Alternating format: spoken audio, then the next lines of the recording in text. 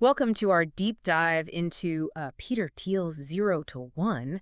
You guys sent in some excerpts from the book that really caught your eye. Right. So we're going to explore those together, see what makes this book tick, Yeah. and what we can all take away from it. Thiel really makes you question your assumptions about, how the world works. Yeah. He doesn't just, give startup advice. It's more than that. Yeah. He pushes you to rethink, progress, competition, even, how we view the future. And, you highlighted this passage about the founding team at PayPal. Yeah. About how, their shared love of science fiction actually played a role in their success. Right. That seems like a good place to start because it ties directly into one of Thiel's most intriguing concepts, I think, this founder prehistory. Absolutely. Thiel believes that the strongest founding teams have a shared past, a common understanding of the world, even if it's something seemingly trivial like a love of science fiction. It's about having that shared foundation of references and experiences. So it's more than just having complementary skills. Right. It's about having a deeper connection, almost like a shared language. Precisely. Thiel even compares choosing a co-founder to getting married. Right. You highlighted that rather stark quote where he says, founder conflict is just as ugly as divorce. Strong words. Yeah. But it underscores how crucial those early relationships are. Okay, so no pressure when picking a co-founder then. Right. But I see what he means. You're essentially betting on a shared vision of the future with these people. Right. And that brings us to another big idea from the book, something you also highlighted. 0 to 1. Yeah. Can you break that down for us a little? 0 to 1 is about creating something truly new. Okay. As opposed to globalization, which Thiel sees as simply copying what already works. Right. He argues that new technology, and remember he defines technology broadly as any new and better way of doing things, primarily comes from startups. That's interesting because we often think of established companies as the big innovators. Right. But Thiel is saying startups have an advantage because they're not tied to the old ways of thinking. Exactly. They're more nimble, less burdened by bureaucracy and existing beliefs. Right. They can take risks and experiment in ways that bigger companies often can't. Yeah. It goes back to that quote you highlighted. A startup is the largest group of people you can convince of a plan to build a different future. Right. They're built for disruption. So it's not just about having a great product. It's about convincing others to believe in your vision of a different future. Yes. And you also highlighted a section about monopolies, which is another area where Thiel really challenges conventional thinking. Yes. We're taught to think of monopolies as bad, but he argues that in a dynamic world, they can actually be a force for good. He makes the case that in a static world, yes, monopolies can become complacent, like rent collectors. But in a world where innovation is possible, they can use their profits to invest in new technologies and drive progress. Okay. He points to companies like Google and Apple as examples. I get the Google example, they dominate search, but they've also used those profits to fund all sorts of other projects. Right. But isn't there a risk that monopolies just get complacent? Right. How can we tell the difference between a company that's using its dominance to drive innovation and one that's just kind of coasting? That's a great question. Yeah. Thiel would argue that you need to look for signs of continued innovation, a willingness to push boundaries even when they're already at the top.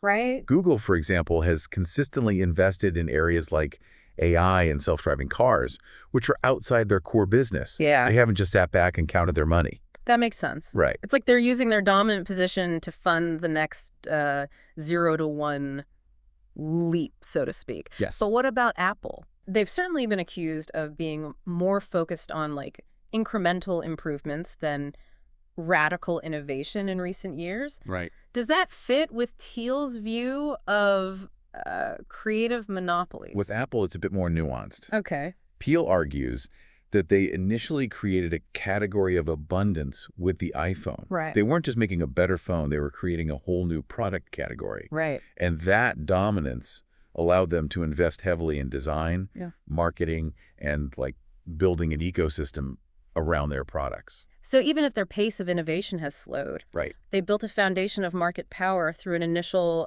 0 to 1 move. Yes. That ties in with another concept you highlighted, the power law. Ah, yes, the power law. Yeah.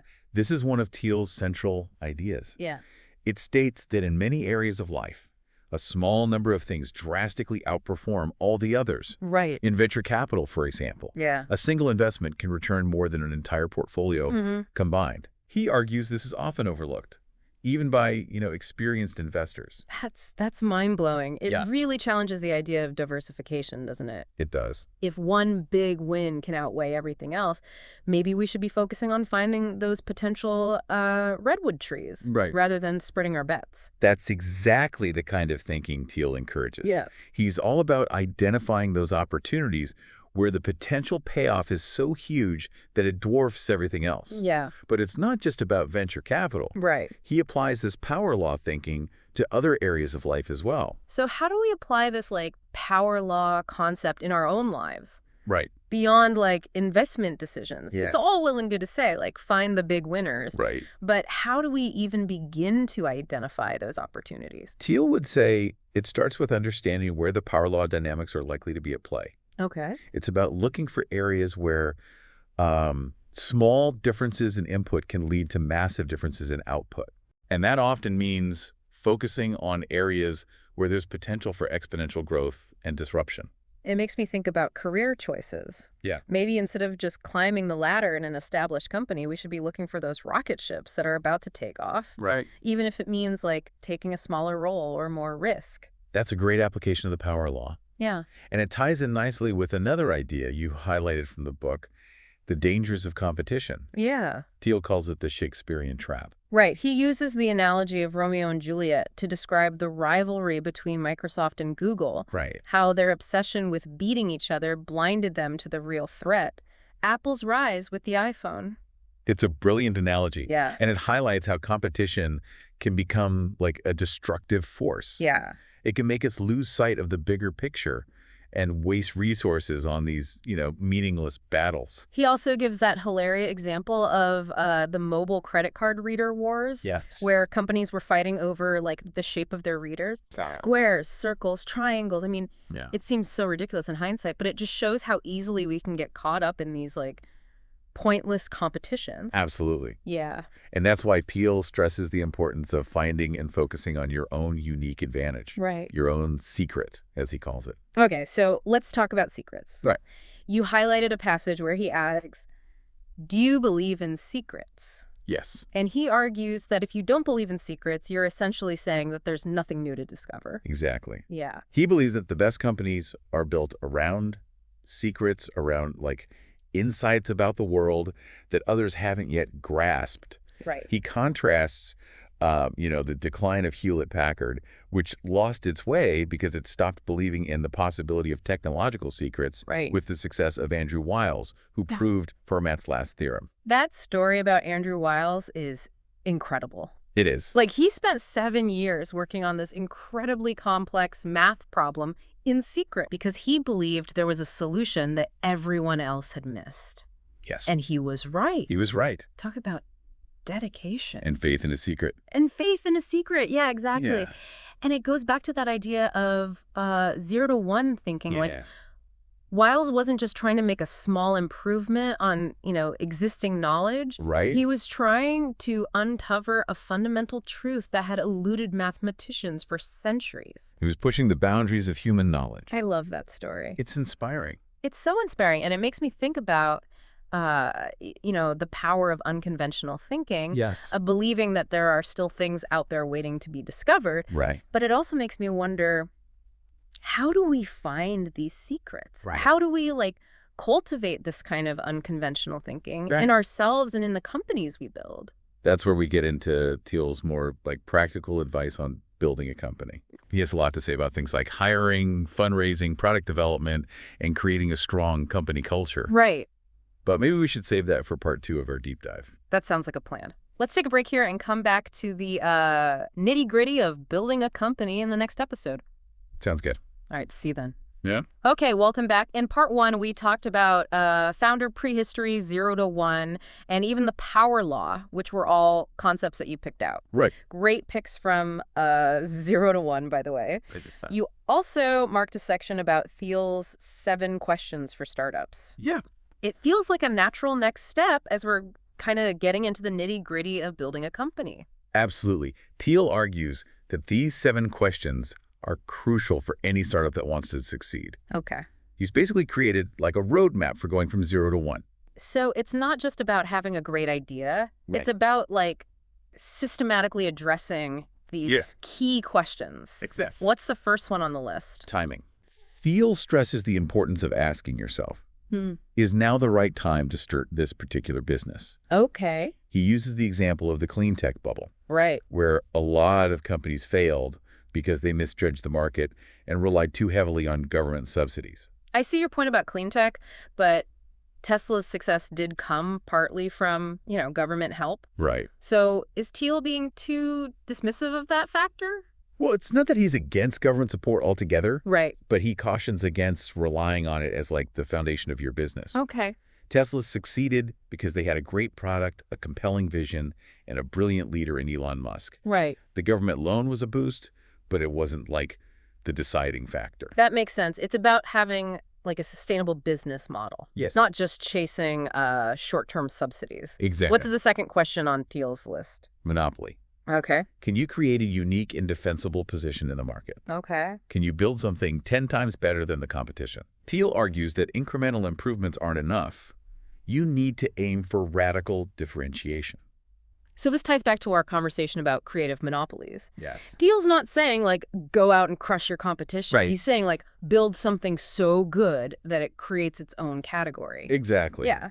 He uses the example of Google, which achieved dominance in search and then used that position to fund other innovations. Right. He argues that the best monopolies are those that continue to innovate and push the boundaries. Okay, so timing and monopoly. Right. What's the third question? Secrets. Okay. Do you have a unique insight or advantage that others don't see? Mm-hmm. Are you working on a problem that's been overlooked or dismissed? Yeah. Thiel believes that the best companies are built around secrets, around insights that challenge conventional wisdom and open up new possibilities. This resonates with me because in one of the excerpts that you sent in, you highlighted the part where Thiel talks about Hewlett-Packard's decline. They lost their edge because they stopped believing in secrets, in the possibility of, like, discovering something truly new. That's a great connection. Yeah. And it contrasts with the story of Andrew Wiles, Right. who spent years working on Fermat's last theorem in secret. Yeah. He believed there was a solution that everyone else had missed. Yeah. And his faith in that secret ultimately led him to success. It's like he was on a quest searching for, like, a hidden treasure that no one else believed existed. Right. It's pretty inspiring. Yeah. All right, so we've got timing, monopoly, and secrets. Right. What's next on Thiel's list? Team. Okay. Do you have the right people in place to execute your vision? Mm-hmm.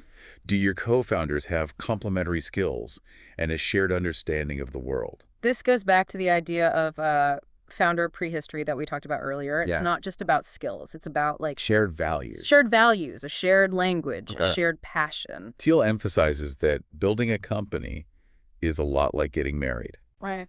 And he's not exaggerating. Yeah. You're going to spend a lot of time with these people. Right. You're going to face challenges and setbacks. Yeah. And you need to be able to trust them implicitly. This is where choosing the right co-founder becomes, like, absolutely crucial. It is. It's almost like a life partner for your company's journey. Right. Okay, what's the fifth question on the list? Distribution. Okay. How will you get your product or service in front of customers? Right. Have you identified a channel that can give you a decisive advantage? This is something that a lot of startups, especially in the tech world, I think, Right. get wrong. Yeah. They build a great product, but they don't think enough about how they're going to get it into the hands of customers. Thiel argues that distribution is just as important as product development, Right. and it follows its own power law. Okay. One channel is likely to be far more effective than all others. Yeah. So the key is to find that one channel and focus on it. He also uses that funny anecdote about PayPal hiring Scotty from Star Trek as their spokesperson. Yes. They thought an engineer would be, like, more credible, Yeah. but people wanted to hear from Captain Kirk. It just shows that even brilliant people can, like, underestimate the importance of, sales and marketing. And marketing, yes. Absolutely. It's a great reminder that you need to think about how you're going to sell your product, not just how you're going to build it. Right. And this applies to more than just customers. That's right. What do you mean? Thiel extends this concept to selling your company itself. Right. Recruiting top talent, pitching to investors. Right. These are all forms of distribution. Okay. You need to be able to convince people to join your mission. Right. Okay, on to question number 6. Okay, what's number 6? Durability. Okay. Can your company withstand competition and market changes over the long term? Okay. Do you have a plan for staying ahead of the curve? This is about building a company that can last, not just one that has like a quick burst of success Right. and then kind of fades away. Thiel argues that the best companies are those that are constantly innovating, Right. constantly evolving, Yeah. constantly looking for ways to stay ahead of the competition. So it's not enough to have a great idea. Right. You need to be able to like adapt and change as the market changes. Exactly. So it's about building a company that's built to last. Yes. That has a strong foundation Yeah. and a culture of innovation. Exactly. Okay, we've got one question left. excellent. What's the final question on Thiel's list? Luck. Okay, Have you been fortunate enough to be in the right place at the right time? right. Have you benefited from serendipitous events or unexpected breakthroughs? This is a tricky one. It is. On the one hand, we all know that luck plays a role in success. Right. But on the other hand, it feels a bit like discouraging to think that success is just a matter of chance. Yeah. Thiel acknowledges that luck is a factor. Right. But he also stresses that it's not entirely random. Okay. He says, the harder you work and the more persistent you are, the luckier you tend to get. So it's not just about like sitting back and hoping for the best. Right. It's about putting yourself out there, taking risks, Yes. and creating opportunities for luck to strike. Exactly. You can't control every aspect of your success. Right. But you can control your effort, your persistence, and your willingness to seize opportunities when they arise. That's a much more empowering way to think about luck. It is. It's not just something that happens to you. Right. It's something you can cultivate through like your actions and your mindset. Exactly. Now, beyond these 7 questions, Thiel also offers a lot of like practical advice on specific aspects of building a company. Right. You highlighted a passage about company culture, Yeah, which is something he emphasizes a lot. he does. You know, he makes a rather provocative comparison, Yeah. you know, likening building a company to starting a cult. In a good way, of course. Of course, yeah, he's not advocating for anything illegal or unethical, Right. but he's highlighting the importance of creating a shared sense of mission and purpose within a company. Right. The best companies have a certain, like, intensity, Yeah. a shared belief that they're working on something truly important. He uses the example of PayPal, Yeah. where the early employees were incredibly passionate about their mission to create a new digital currency. Right. It wasn't just a job for them. Right. It was like a calling. And Thiel argues that this kind of shared passion is crucial for building a company that can withstand the challenges and setbacks that inevitably come with, you know, any startup journey. It's about creating a sense of like belonging, Yes. of being part of something bigger than yourself. And I think that's something that resonates with a lot of people, especially in today's world. Yeah, absolutely. People want to feel like their work has meaning, Right. that they're contributing to something important. And that's something that strong company cultures can provide. They can. Thiel also has some interesting insights on hiring. He does. You know, he says that it's often better to look for people who are like intensely passionate about a particular domain, Yes. even if they don't have, you know, all the traditional qualifications. He's looking for what he calls founders within the company. Right, People who are not just employees, but missionaries. right. Who are driven by a deep belief in the company's mission.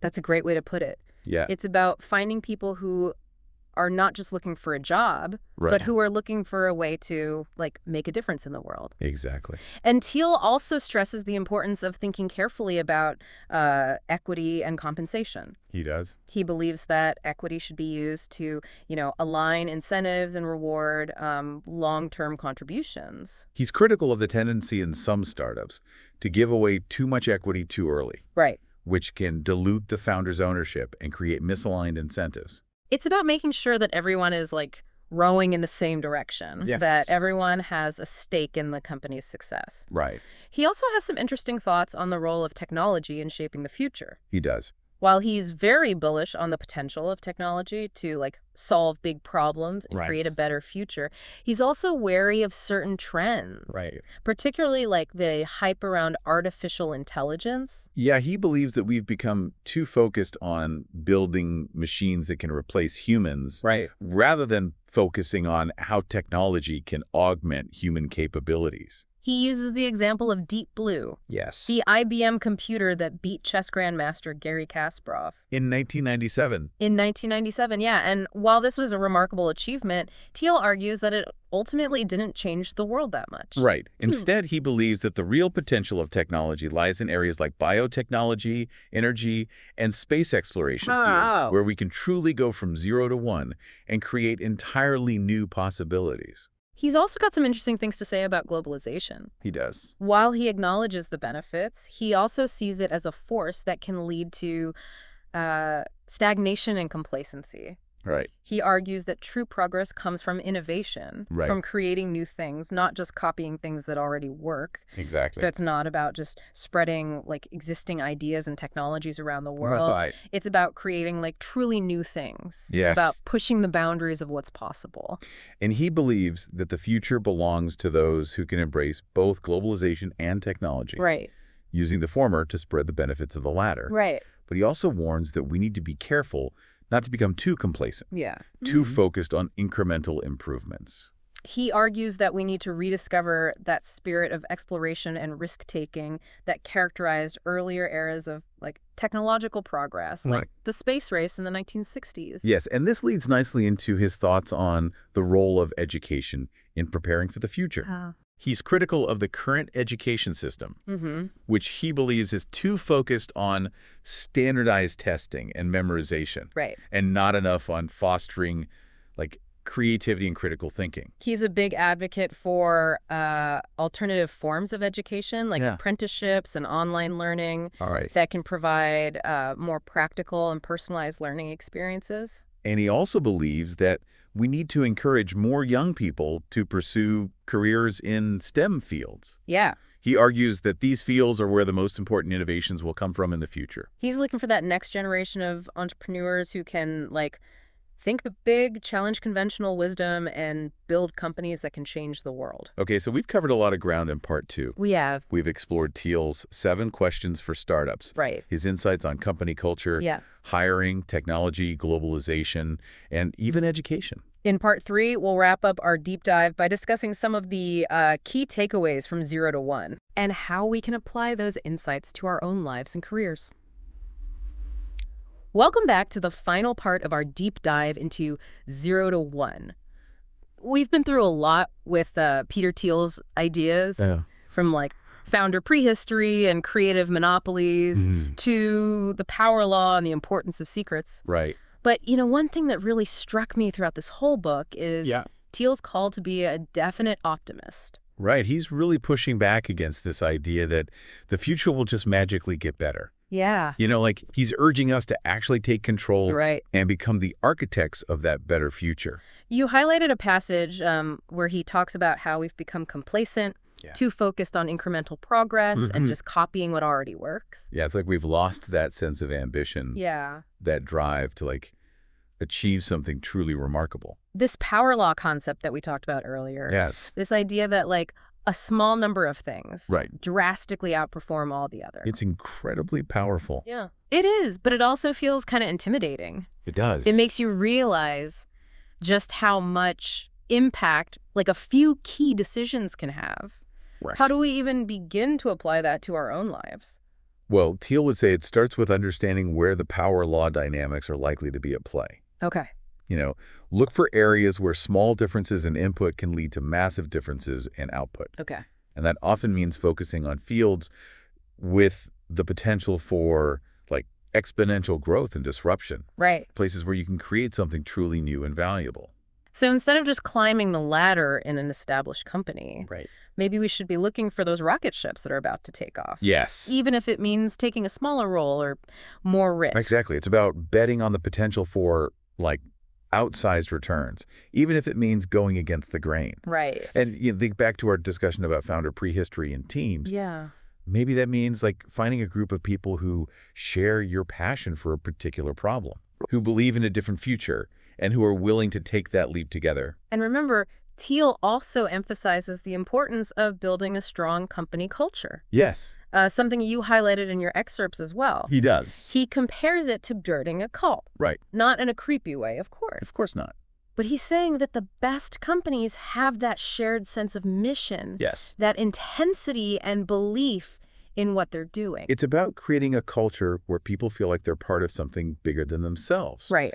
Where they're empowered to contribute their best work Yeah. and where they're constantly learning and growing. One thing that stood out to me throughout this whole book Yeah. is Thiel's emphasis on thinking for yourself.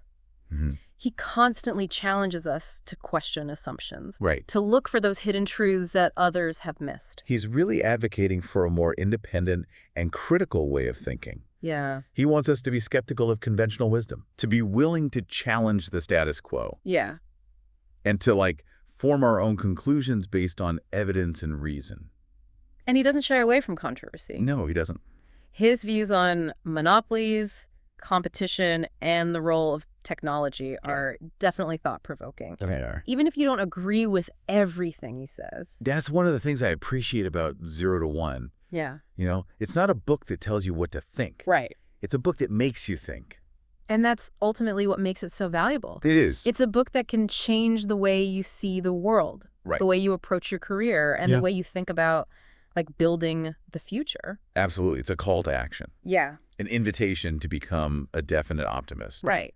And to play an active role in shaping the future, Yeah. not just passively waiting for it to happen. Right. And that, I think, is a message that resonates deeply, regardless of, your background or your goals. Well said. And on that note, Yeah. I think it's time to wrap up our deep dive into 0 to 1. Okay. We've explored a lot of ground, Yeah. from the practicalities of building a company Yeah. to the philosophical underpinnings of progress and innovation. It's been a fascinating journey, and I hope our listeners have found it as thought-provoking and inspiring as we have. I think they have. And if you're listening out there, Oh, yeah. remember Thiel's advice. Ah. Think for yourself, question everything, be bold, build a great team, master distribution, and never underestimate the power of luck. Right. And who knows, maybe you'll be the one to go from 0 to 1 and create something truly remarkable. That's what we're all hoping for. Thanks for joining us. It's been a pleasure.